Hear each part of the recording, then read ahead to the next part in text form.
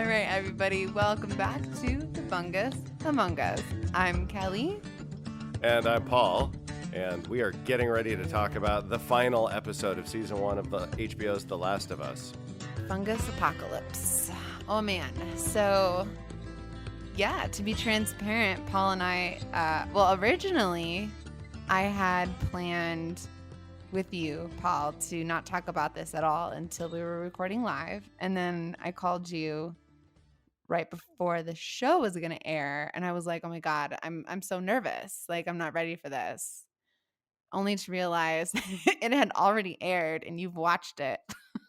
Yeah, it was daylight savings. You were like, I don't know, out of sync. And I started it right when it went live at 6 p.m. Pacific. And literally, like right when it went to the credits, my phone rang, and there's Kelly. And I thought she had just watched it. I was like, oh, are we actually going to talk about it? And then she was like, oh my God, it just dropped. I was like, oh yeah, I just finished it.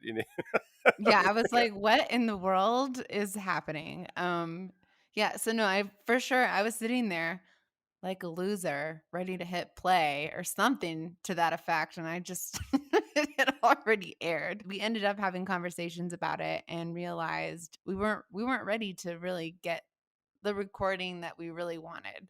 Yeah. Well, we Yeah. had a lot of processing to do. A lot of it was processing. It's always like this emotional whirlwind when something you love this much gets adapted. And I think that, Exactly. yeah. And I think by the time we got to the end of the last episode, we had a lot of feelings to sort through, related to the expectations we went into it with, stuff that, we hope for that. I mean, okay. So like on the last episode, I did my 3 big things I wanted, and one of them wasn't there. Yeah. And then I was feeling salty about that, which is not necessarily the show's fault because it was a pretty great episode, but this is how it Yeah. always goes when they adapt stuff you love. No, it's tough because I think, looking back at the entire season, it was a brilliant show, and I really fell in love with these characters. I was so grateful to get to know them a little better and in ways that you don't really get to experience in the game. I think holding all of these expectations so heavily in the forefront of my heart, it kind of made it difficult for me to like allow myself to fully immerse myself into each episode. And I sometimes think or wonder maybe that's a part of why I'm like, well, I wish this had happened. I wish this had happened. But again, you and I are both coming at this from having been in this world and having been these characters, which I've brought up many times before, but I love this show so much. So it's hard that it came to an end. I think I'll always feel like there could have been 1 or 2 more episodes, and we'll dive into this a little bit more, but certainly felt as though there should have been an episode of just Joel and Ellie escaping like a particular circumstance, whether it be like infected or raiders, and it just kind of solely focusing on their relationship and building their relationship. I agree. And I think that like coming out of the show, I think that this is something that I feel pretty confident saying, that I agree with you that, like the Joel and Ellie bond, I didn't quite feel the same way I did in the game. I've talked to people who didn't play the game, also felt there maybe was something missing there.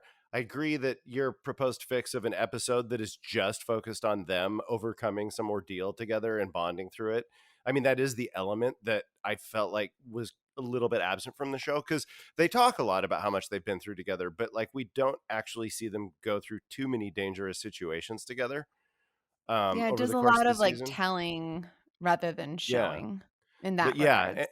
yeah, and I think we're supposed to understand that a lot of it happened off camera, but with the choice to minimize the action the way that they did, it sort of meant that a lot of the story beats were relatively peril free. They just kind of walk into places and talk to people and leave. There were moments of peril, obviously, but yeah. So I mean, I'm with you on that. I think that where I come down, I mean, I could sort of try to invent fixes for it. I think that at the end of the day, one thing that I strongly feel is that it either needed to be a 12 episode season, or it needed Yeah. to just stay completely focused on Joel and Ellie, stay in their point of view, and not do these detours into other characters' points of view. Um, Mm, I just don't think they had enough time to do as much as they tried to do in the season. So I think they either should have tried to do less or had a longer season. Yeah, I'll definitely lean into that. If I loved the different stories and the perspectives of these other characters, and of course, yeah, I know you and I both did. But Yeah, I see I what you loved mean. what If they they were did. gonna, Yeah. yeah, if they were gonna do that, they should have. They should have, like, we're executive producers who work at HBO, but they could have considered, at least 11 episodes, something. I don't think you and I are all being nerdy gamers, and there wasn't enough gameplay, or there wasn't enough like fighting, or I don't think it's necessarily that. I think it's because of the circumstances in the game that Joel and Ellie had to endure and survive. That's so much a part of what built them. At the same time, like, there's so much appreciation that I have for this sort of version of the story in the show. Spectacular performances. However, there was something at the end, and we have so much to cover, but there was something at the end where Ellie was following Joel right up to Jackson, Wyoming. I didn't quite feel the same way I did in the game, where I was like, "Okay, Ellie has been robbed of this experience." I felt like the show told me so much to not feel that way, that I was like, I think I don't feel that way, but I'm not quite sure." Well, I mean, I have a sort of a weird perspective on this because game or show, I'm 100% on the side of Joel's choice Right, because I no, of believe in course, me too, me medical ethics. too. But yeah, I mean, I definitely, I don't know. Yeah, Where I think I'm saying I felt ambivalent, I guess, is I felt ambivalent, and you know this, I'm very indecisive. It's like you and I, we want to order some food, and it's like we got to have like a 20-minute discussion about it, break it down, and it's a whole thing. yeah, it is. So, like, And then what winds up happening is by the time we get the food, I'm literally like hangry, yeah, and you're you're mad, like, and like it's yeah, but you still have to like light candles and change pants and stuff like that, and I'm just like going insane wanting to eat. Hey, for those dedicated listeners of our show, you know that I'm right about the pants. You gotta have the right pants and the right lighting for certain meals and certain shows. Yeah, and Anyway, what also but also I would say I don't disagree with you completely, but I would also say that I'm right about letting food get cold, getting delicious food and then letting it get cold while I you know, it's a fine big tune every detail of the experience. no, Also, to be no, no, avoided.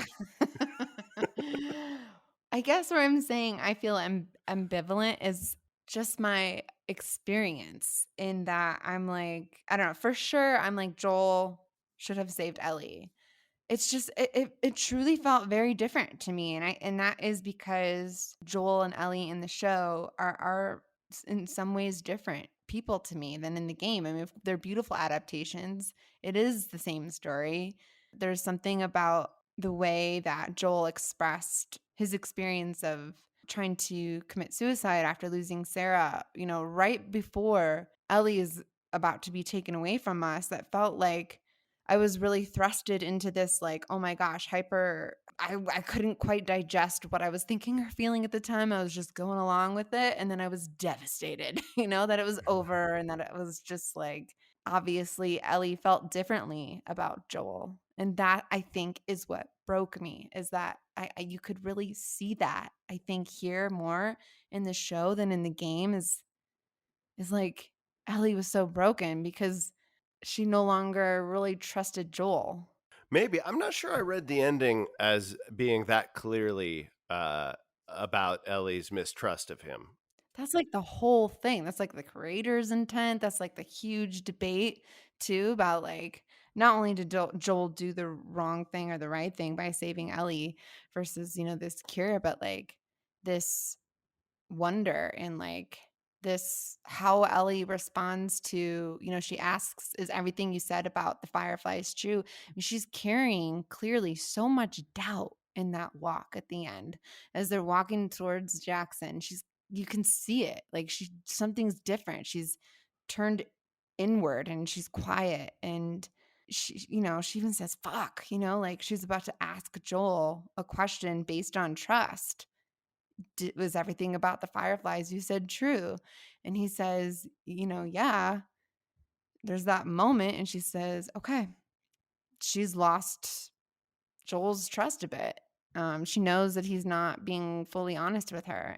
because this is about trust being broken, like, the director of the show was I mean, I read this somewhere, I don't know if it's, like, a legitimate source or not, but, like, the director of this episode wanted to have an alternative ending where everything is the same, however, you add on Ellie walking ahead with, like, a huge separation between Joel and Ellie to display some sort of, like, relationship broken kind of effect, and I was so glad that they did not do that because, for spoiler alert for seasons ahead, they do have moments in the future after this experience where there's certainly, like, a father-daughter bond, and they're, like, swimming, and he's teaching her how to swim, and they go to a museum. I mean, I don't think it's completely gone here, so I'm so glad that they did not do that alternative ending where they were trying to show Ellie was, like, walking away from Joel. Yeah, and well, and also the reason that they didn't do that is because they wanted to end it on, a moment that was a little more ambiguous and let the audience ask these kind of questions about whether she believed him and where their relationship might go after this and stuff like that. I mean, I've always interpreted the ending as Ellie, as a kid, kind of knowing that what he's saying probably isn't true, but just in a way, like, putting it aside, you know? Like, I think I feel like and that's kinda what I got because obviously in the games you go further, and as you said, like, very true, these are different versions of the characters, maybe the show will go a different way, but I kinda feel like she, when she says, "Okay," she's saying like, "Okay, I'm gonna go ahead and live in the world where what you're saying is true." But then as time goes Yeah. by, she just kind of can't, you know? Right, right. Yeah, no, I feel like Because that's super on point. Yeah, because what we find out later in the games is that they have another version of this conversation later where she makes him tell the truth, and she needs to hear him say it. She needs to know beyond a shadow of a doubt what actually happened because it's really important to her. So one thing I really loved about this episode is we got to meet Anna, Ellie's mother, played by Ashley Johnson. Ashley Johnson played Ellie in the video game, and I thought it was like this magical transference of Ellie's, when she gives birth and says, "You're so tough, you tell him, Ellie." Yeah, I dug it. I mean, it was a great performance from Ashley Johnson. I think Oh she yeah. immediately became my number one favorite game actor cameo performance in the show.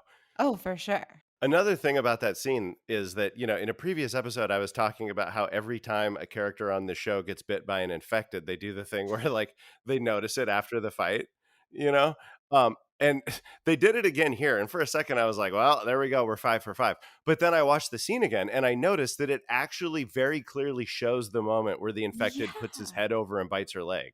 I was gonna say, I watching it on a second round, I noticed that. I was gonna bring it up to you and be like, "Did you see that?" I saw it. So there's 2 things I'm also interested here to discuss.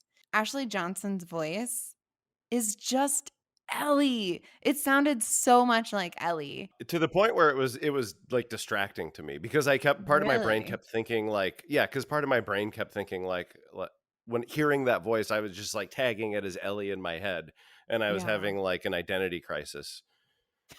Or I don't I know, get what's an that. identity not for me, but for Ellie. I was Mm. having an identity crisis on behalf of a Mm. fictional character? I don't know. Anyway, you know what I mean? Like, I I think kept that would thinking it was just Ellie. be called a mental breakdown. Yeah. No, Basically, it drove me to the very edge of sanity, yeah, watching the it scene. sounds like it. Again, in some weird way, it was also just, I don't know, m magic because it was cool to see her play the mother of Ellie, and the Ellie that we've gotten to know in the TV show is just so rad, so awesome. Bella Ramsey has done such an incredible job at bringing this character to life on this format. I think I texted this to you and we laughed about it.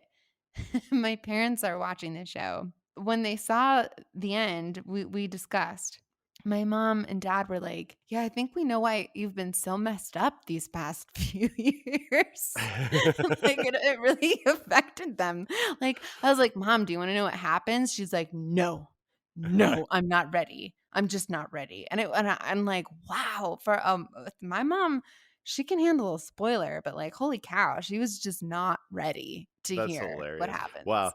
Just wait till they get to season 2, holy shit. But, yeah, no, I was gonna say that what a respectful way to honor the work of a voice actor who originated the character, because the way that she's brought into the show as Ellie's mom is just such a great nod to sort of the passing of the torch from one actor to another playing this character. Right. Laura Bailey playing one of the nurses at the end. Laura Bailey Yes. plays the character Abby in the next season. So, I watched some interview where, like, I think it was Craig Mazin or somebody asked her to join, and she was so ecstatic about it, and I'm just like, "That's so cool." You're like, "You're gonna be wearing a mask, is that okay?" And she was just thrilled to be part of it, and, like, Yeah. that just shows you how much everybody fucking cares about this. Yeah. It's really Um, wonderful to know that, I mean, we might have our little quibbles about the show, but you can't fault these creators for their love and their loyalty to the source material. yeah, no, for sure. Another aspect of the introduction to the finale that I really loved was having the opportunity to understand the relationship between Marlene and Anna, and that they go way back. And I just found that dynamic to be really interesting where Anna knew Marlene enough to say, like, here's Ellie, here's my child, find a good home for her, as if to say she won't be the caretaker. And I think that circles back to something critical later on in a moment between Marlene and Joel. Yeah, interesting that they tied them together like that. Also, Ellie's signature switchblade, we learn, was passed down to her by her mother in that moment too, which is also kind of a cool little connection that was forged here. Oh, yeah, which also comes back later towards the end. Did you notice? Apparently, there was an outcry on the internet about this, but like Marlene gives the dude Ellie, baby Ellie, and she's Oh, I like, know where you're going with this. cover her, It and then the dude totally doesn't cover her ears. Damn, why didn't that guy cover the baby's ears? I mean, I think it was just, the reason because Ellie just does not have anybody to protect her from this harsh world. Oh, Yeah. Paul And then Jones, you heard it here first. that's right. Here's what I'll say about Ashley Johnson. HBO, if you're listening, give us a spin-off miniseries about Anna telling the story that takes her up to that moment. How did she get in a Yes. situation where she's fleeing through the wasteland 9 months pregnant trying to meet up with Marlene? Who is the father? Right, who's the daddy? What I want that story. I know, I think Neil Druckmann wrote a backstory on Anna. I don't know how much of it he wrote, but I'm sure this was, like, a piece of it, but I would definitely watch that miniseries. Yeah, they could call it The Second to Last of Us. Get out of here, Paul. I really have loved the adaptation and just the characters that they've brought from the game into the show, whether it be, like, their characters that they played in the show or a different version. Marlene has been so awesome to just, like, watch in the game and in the show. She was certainly, like, a more manipulative, layered person in the show than in the game. I just wanted more of Marlene. Yeah, I know what you mean. And I think maybe part of that is because she was different ages. She reflected the age of the actress when she played her, right? So in the game in 2013, Merle Dandridge was 37 and Marlene looked like she was in her 20s, and she came off as sort of a true believer, like an idealistic person who was fighting for, a cause that she really believed in. And then in the show, it's 10 years later, Merle Dandridge is 47 and Marlene is a like much more sort of like weathered, beat down character, still fighting for something she believes in, still an idealist, but also she seems much more ready to sort of do the dirty work that needs to be done for her to advance her cause in the show. Just such a perfect actor to pull from the game into the show as the same character.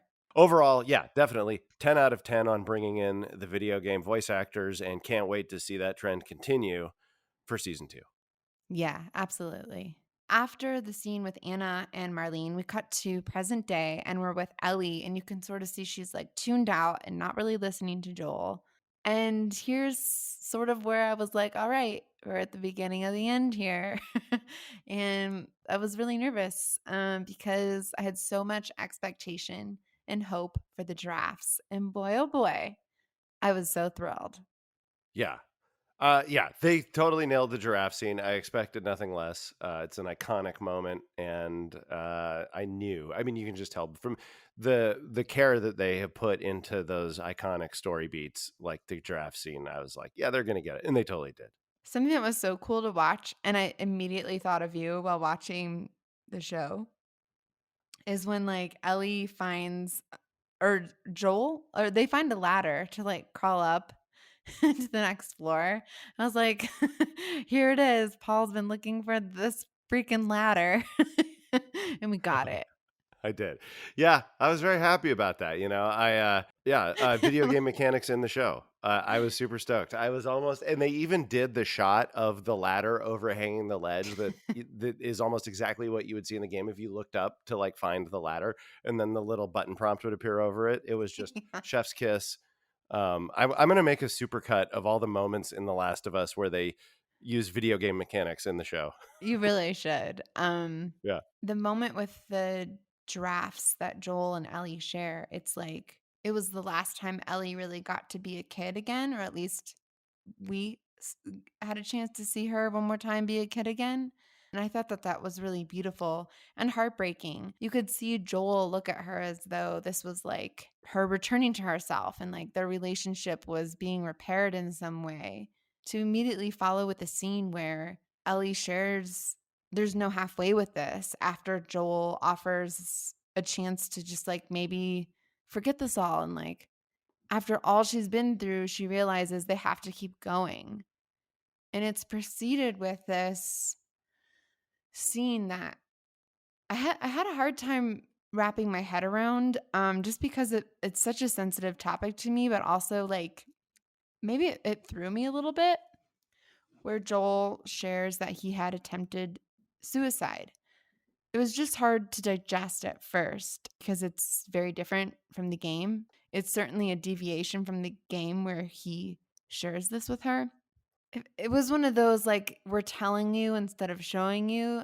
At that point, I felt like we were already there emotionally with them, but it also makes me think of how they do, like, a lot of reflecting and mirroring in the show. Because I also thought of Henry in that moment, like, when he lost his little brother, Sam, he shot himself. It just this fungus apocalypse poses a world where it is impossible to go on without your family. And so in some ways I also really appreciated the scene. I'm just not totally there yet, and maybe I will be there when I binge watch this show, but I'm not sure if that specific detail was needed to build the relationship I felt like I already had with Joel and Ellie. Does that make any sense? Because I went on quite a bit Yeah, it there. does. I mean, yeah, no, I totally hear what you're saying. And I also had a reaction to that. I was resistant to it because, I've worked with kids a lot. And it's part of my value system around kids that there's certain things that, like, you shouldn't, as an adult, like, you shouldn't ask them to carry.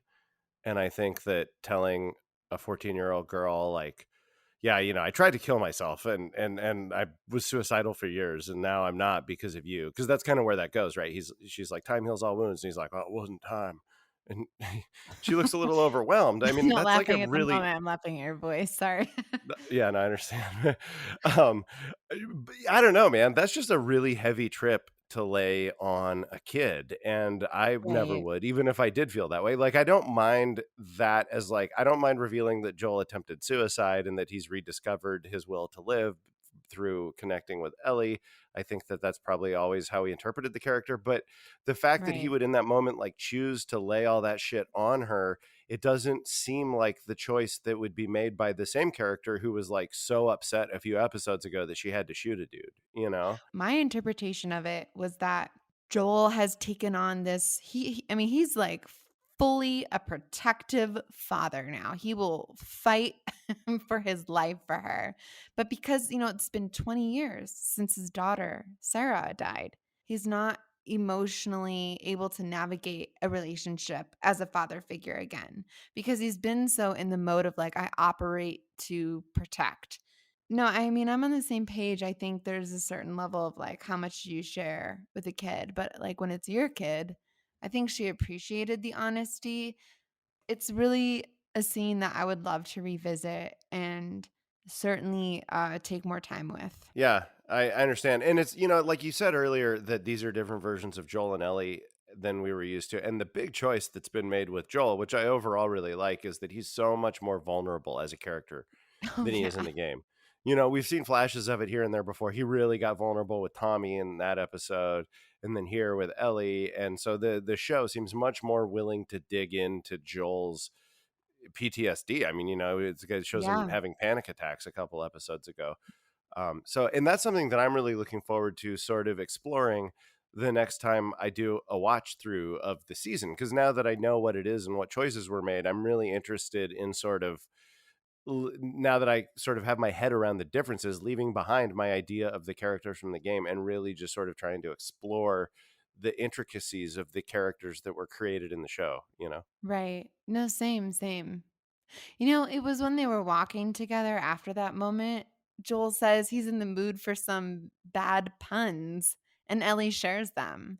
It's just this really beautiful exchange where, like, everything was right there. Like, everything was right there for me to show they are family now, and I can't be without them. And then bang, we're pulled into the hospital scene, right Yeah. back with Bang Marlene. or flash bang, because they throw a flashbang grenade at them. Yeah. You didn't like that. I'm trying to do a bad pun in the spirit of the show. You're I you're know. just I joling love me. that it's, like, kinda creepy how you know me a little too well. Like, sometimes I have issues with it. Like, we're on audio here, we're not on video. You can't read my facial expression, but he Oh, I don't knows. need to. Yeah, like, he knows. Like, he can see my eyes just rolling in the back of my head, man. Yeah. I mean, I could have Um, predicted that reaction before I even said it, really. And then, yeah, that takes us into the closing act of the season and this episode where, Joel wakes up in the hospital. where Joel and Marlene are reunited. And then that takes us into the final act of the, episode and the season. Joel wakes up in the hospital, finds out from Marlene. It's a good news, bad news situation. The good news is they made it to the fireflies. They can use Ellie to synthesize an antidote or a cure, they think. Bad news, it involves cutting her brain open and killing her. And so, you know, Joel now must make a choice as to whether to accept their offer of a little walk out to the street and some supplies, or whether to try to save Ellie somehow. Certainly a unique dynamic between Marlene and Joel where she tries to have some sort of, like, parental ownership towards Ellie and the fact that she was there when Ellie was born, and had no difficulty handing her baby over to Marlene, with the exception of asking Marlene to find a family to take care of her, knowing it wouldn't be Marlene.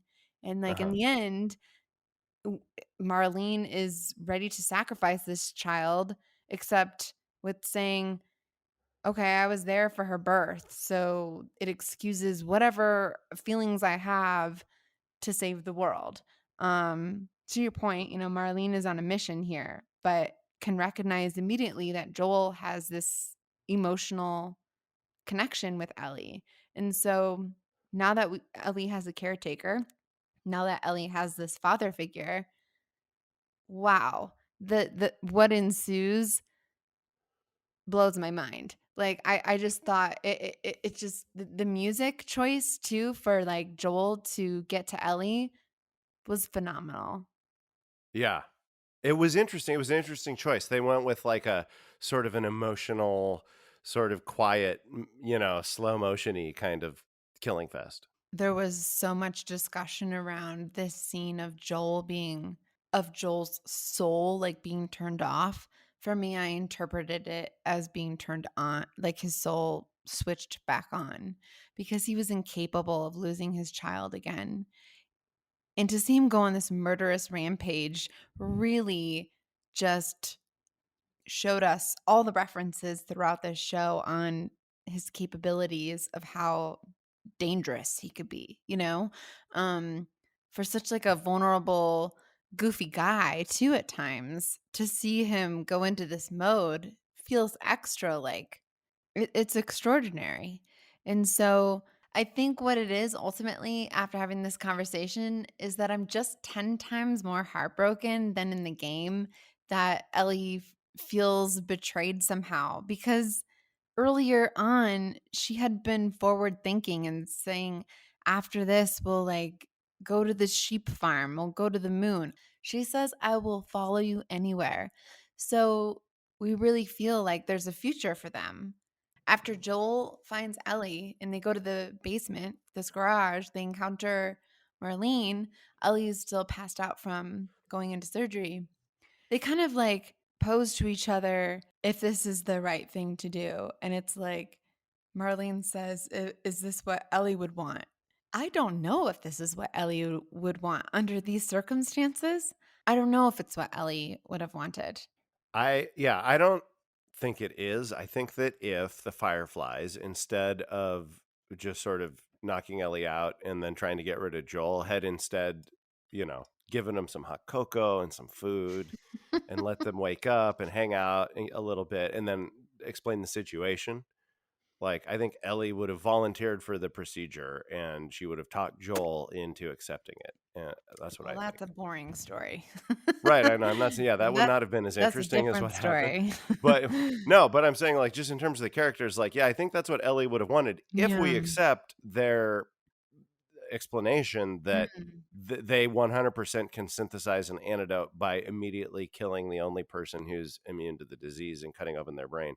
A lot of medical professionals have been reacting negatively to the way that the Fireflies chose to handle this in the Yeah, my I so. say back to my mom, she sent me, like, an ethics article about Joel's decision and what happened with the fireflies. I haven't read it yet. Well, yeah, my thing is like, obviously, so that we've kind of like eased into it, but this is an extremely divisive conversation that's been going on Yeah. in the fan community since the game came out in 2013, right? Like, what do we think about Right, what Joel right. did? I don't know. Like, we could rehash a lot of it here, but one thing that I don't hear brought up very much is that the Fireflies are committing a grave breach of medical ethics by operating on a child without the informed consent of really anyone involved. you know, Joel doesn't get a Yeah. chance to consent as the surrogate father figure, and the child doesn't even know what's being done. Right. And so if you want to make the argument that, well, the ends justify the means because supposedly they're going to have this vaccine that saves humanity, fine. But most of the Mm. people who characterize Joel as a monster for doing what he did don't seem to acknowledge that they're making an ends justify the means argument. It's just treated as like a foregone conclusion that, well, obviously the Fireflies were right to immediately cut Ellie's brain open. It's so odd because I haven't dived into that perspective as much. Like, I know it's out there, I've read about it, but I've just been so in the mindset of, like, Joel protecting what is now his family. Well, yeah, I mean, I think that there's two different what I was going to say was you were saying that you hadn't heard this view stated a lot. Well, I'll tell you, like, as somebody who was having a lot of arguments with all my gamer friends about this game, not only is that view out there, but I think it was predominant for a long time. And I think part of the reason is because a lot of the people who were playing video games in 2013 were not parents. And one thing that I think it was Mm, Druckmann, interesting. maybe it was Mason, but one of those guys in an interview said that, basically when people react to the ending of Last of Us, if they're not a parent, they think that what Joel did was wrong, and if they are a parent, they think that what he did was right. See, what I read was that Neil Druckmann thought either perspective was fine as long as you didn't feel ambivalent about it. Well, yeah, that's the main thing. I mean, and that's what's so beautiful about the ending is it demands that you It have a just really strong opinion on it, exactly. and Which everyone I does. as we've discussed, I'm the worst case scenario to have an extremely strong opinion on this. No, that's not true. I mean, I feel really strongly that Joel did the right thing. I don't know. It's hard to wrap my head around it in a broader scope other than that, like, I was just with Joel all the way. Yeah, I was too. I mean, I remember from the moment that I first played through the ending of the game, these many years ago, I had this sort of like creeping horror at the prospect that a vaccine was now not going to be possible. But ultimately, it didn't change. how I felt about the end. You know, and at the time So Last of Us came out, it was really big for games to give you a choice that would lead to mm, multiple endings when you got to the end of the game. yeah. You know, now we have games that have a lot more choices in them. Back then, there weren't that many. But when you get to the end of Last of Us, it really felt like a moment where the game was going to be like, save Ellie and like give you a choice about what to do. And Mm, and then it doesn't, which was hailed as a bold storytelling move, you know, when it came out, or I love it. criticized as limiting the player's ability to interact with it. Um, But, so like, I, I but mean, it's a linear game, you know? Like, this is not an open world, you know, we've got so many choices, like Yeah, no, but in 2013, they were doing that, like, in linear games. They would do, like, yeah. a completely linear Okay. game and then give you, like, 1 or 2 big choices at the end. So, it was kind of a new Mm, thing. It was, like, in vogue at that time. So, I don't know. But gotcha. the reason I Okay. bring it up is because my experience when I was playing it the first time, I had already made up my mind. I was like, "If they give me a choice, I am saving this kid no matter Of fucking course. what." You know? Of course. See, yeah, no, that's the thing, like, this story does such a great job of building this relationship where it's like you will sacrifice like, you will do anything to save this kid. I mean, the whole TV show has given us scenarios of, like, different characters and their perspectives and the meaning of love and the beginning and the ending and how it mirrors each other, and it's just like, it makes sense for me after just watching the show that Joel would save Ellie. Where I just felt emotionally ripped apart was that walk at the end when she questioned him. For some reason that it just got me so much more than it did in the game. And I don't know why. I'll have to think about that over time. Yeah, and on a second viewing of the show, you know? Let me ask you this. Do you think that I'm still trying to decide how I feel about this, and it's something that I'm gonna be watching as I go through the show again. Do you think that the creators of the show put their thumb on the scale a little bit more in terms of guiding the audience toward one opinion or the other with regards to the ending? Because the game I Mm. have always felt leaves you in an almost like 50-50 thing where, like, you can find a lot of support for either the pro or the con argument about what Joel did. Do you think that the show stays that neutral, or do you think it tips the scales in one way or the other? And if so, in which direction? Ooh, good question. I think in playing the game, there's certainly that like 50-50 feel where at least I felt the show and these characters told me to save Ellie's life.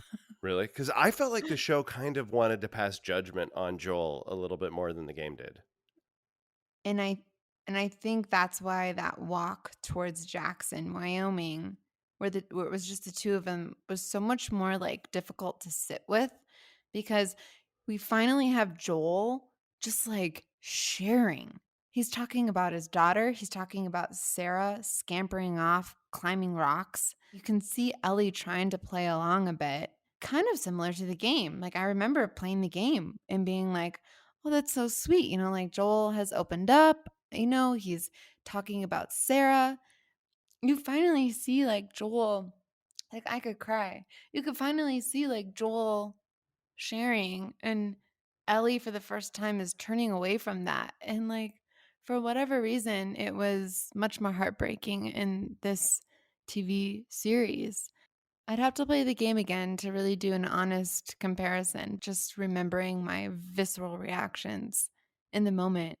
Absolutely, yeah. I think that a lot of it is just kind of the same thing we've been saying all along that, you know, these Yeah. things all take on so much more dimension when you're seeing these 2 excellent actors living their way through the moments, you know? As good as the game is, Yeah. these, CG characters can only take you so far in terms of taking you on this emotional journey.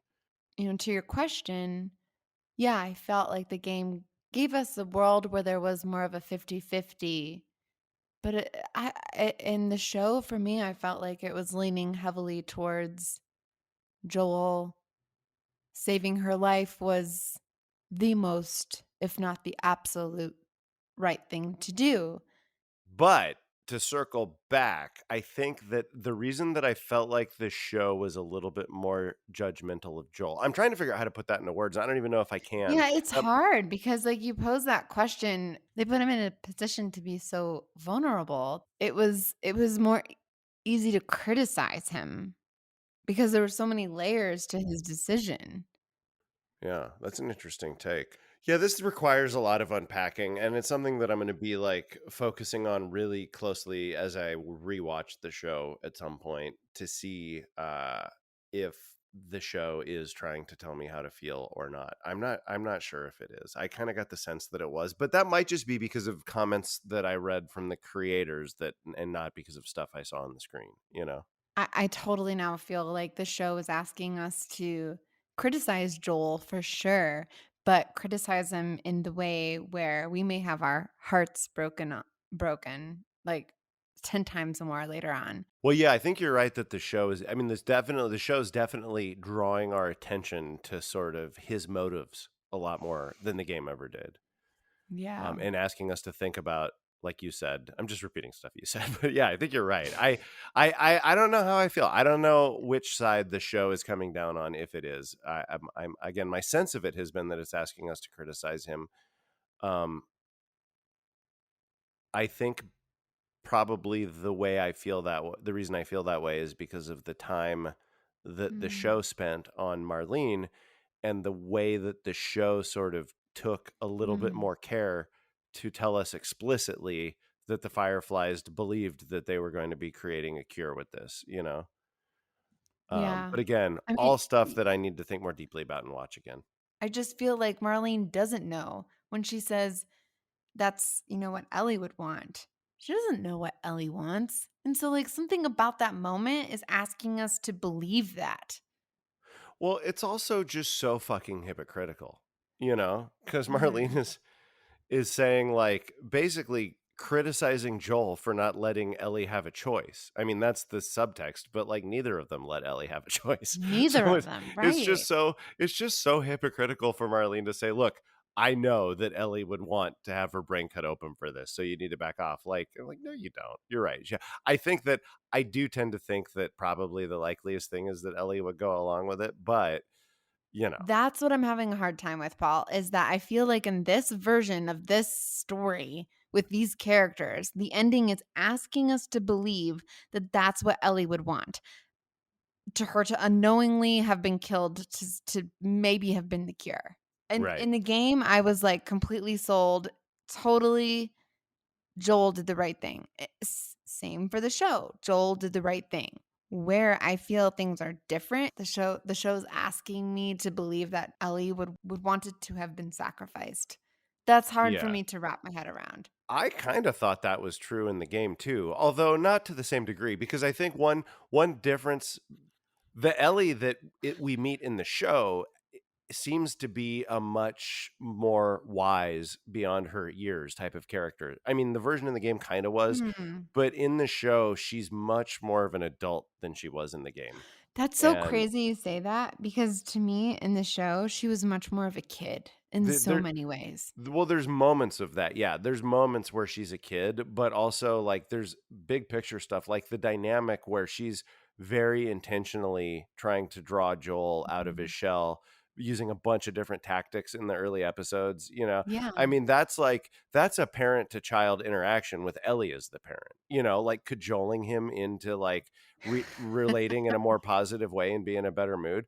And the game Ellie did nothing like that. You know, she would crack jokes, but it was just a kid cracking jokes, you know. It wasn't as tactical feeling. So I mean that's just one example, but there's Yeah, a I lot of see. places where we see the show Ellie Mm. demonstrating a really sophisticated understanding of things that wasn't for me as present in the game version.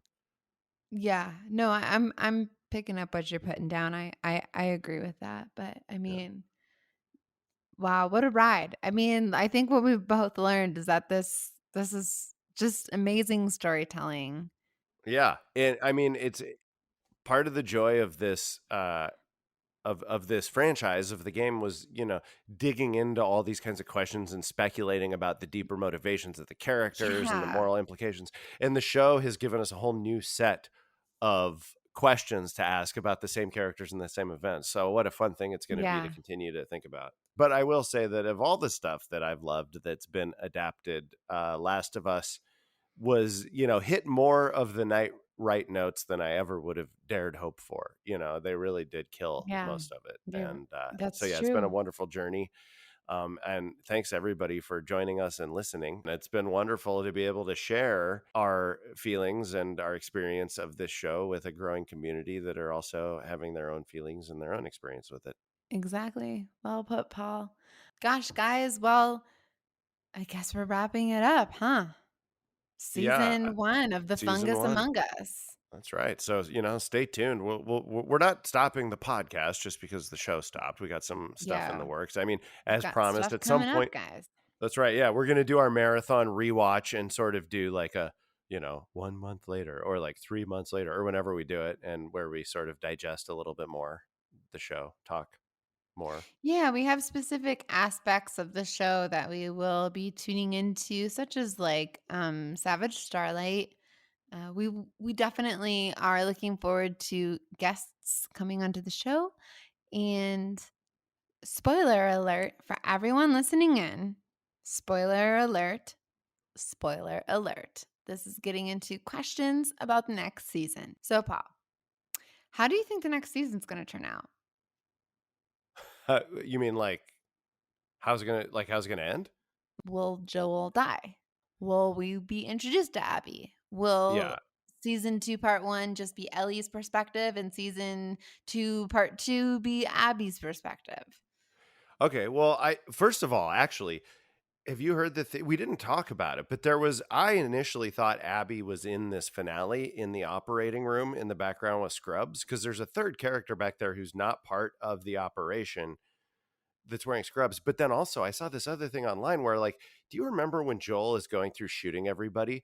There's somebody like running away and you don't get a good look at the person, but they run past the camera and somebody freeze Hmm. framed that. And it really looks from the silhouette like it could be Abby. Pretty Whoa, crazy stuff. I gotta look it up.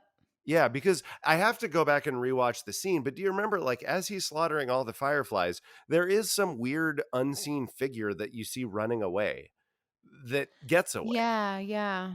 And it's like, why would they put that in? Just show that like one of the guys fled without really Maybe they're showing it? showing like a guy fled, or that's potentially like Abby's not boyfriend. I forget. I don't know how to describe him. But I think he was her there's boyfriend. definitely like hints to future characters that play like a major role in the future of, Ellie and Joel. Yeah.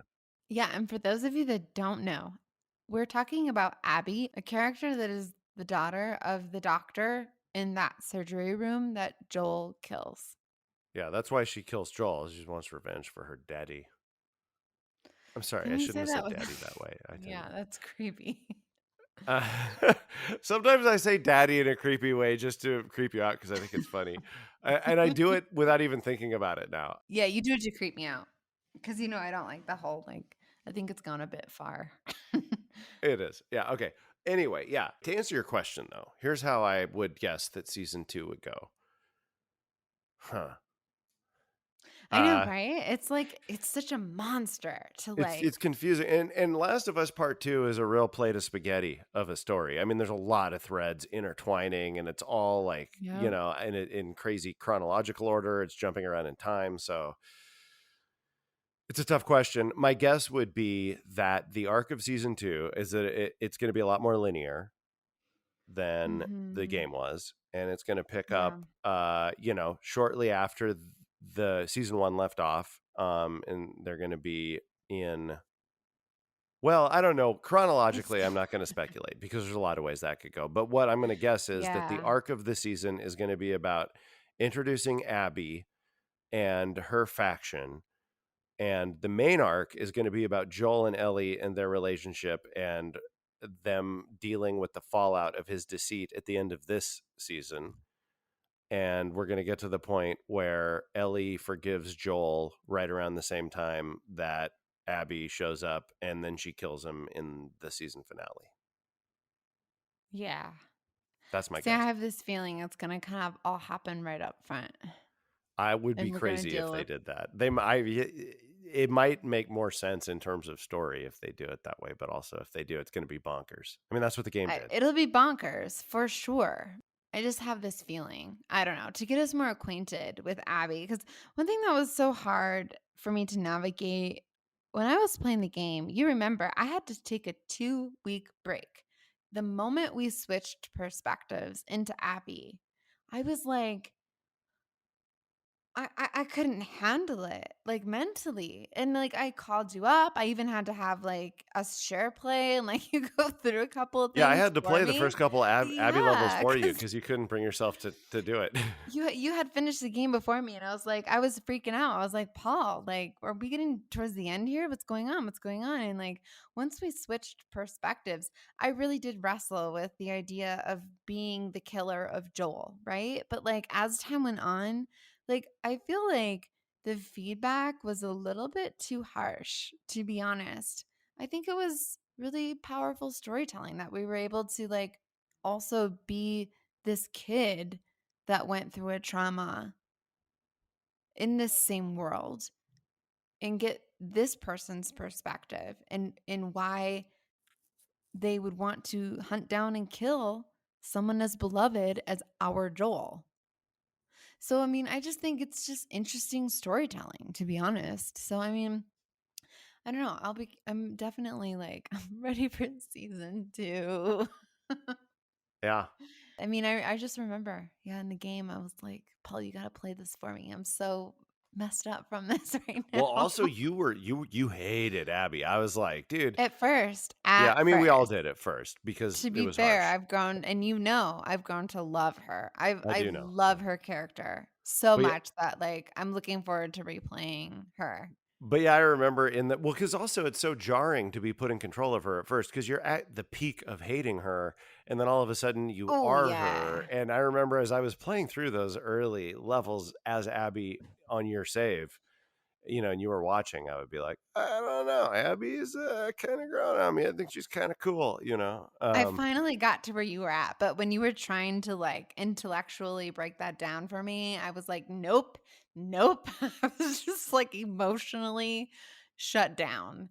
I mean, it's asking us to do something really extreme, so, like, I'm wondering if the show will do the same thing.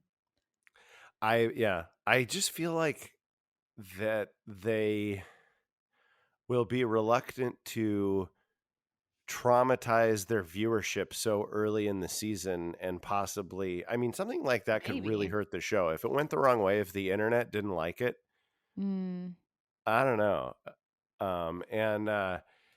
And then also, I'm just wondering if they will be willing to lose Pedro Pascal that soon. I mean, TV's relies on this core cast that people want to come back and see every week. And so in the TV world, yeah. I mean, Joel is an unkillable character who gets killed, and that's a very tough thing to get an audience to accept. And a big part of Yeah. the game's audience did not accept it. Oh, yeah. I remember reading extreme things and and as much as disappointed as I was also like, calm down, internet. You know what I mean? People freaked out. Well, The also that was in what, like June or July of 2020, where we were Yeah, we all were all losing our we minds. were all completely out of our fucking minds at that point. What a time for like a fungus apocalypse to come out Oh, in dude, the it was middle of like a pandemic. it was balm for the soul. Like I dragged that game out for the whole summer of Yeah. 2020. I remember too, like that because that game, everybody was talking about how depressing it was and how brutal the violence was, and how a lot of the critics were talking about, like, oh my God, it's so hard to get through, even worse than the first one because it's just so fucking violent. And then you and I would get on the Oh. phone and be all secretive and be like, I actually really like it. I like, We were like, I like, "I like the way she breaks the glass. I yeah, like the way she stabbed that guy." yeah. Be like, oh my God, Like, I killed this guy and he was begging for his life. Paul, I laid down all of these smoke bombs and then I took them all out with an arrow. Oh, this makes me want to go play it. And to be clear, we do not condone violence. We're in the world of video games strictly. It's horrible in real life. In video games, it owns. It's really hard for me to end this podcast, especially for a beloved show, beloved game. It's like I'm certainly looking forward to what we do next, and it's just been an honor to talk about all of this and share our experiences with each other and with you all. That's right. So, yeah, thank you so much for listening and stay tuned. And we'll see you next time on The Fungus Among Us podcast.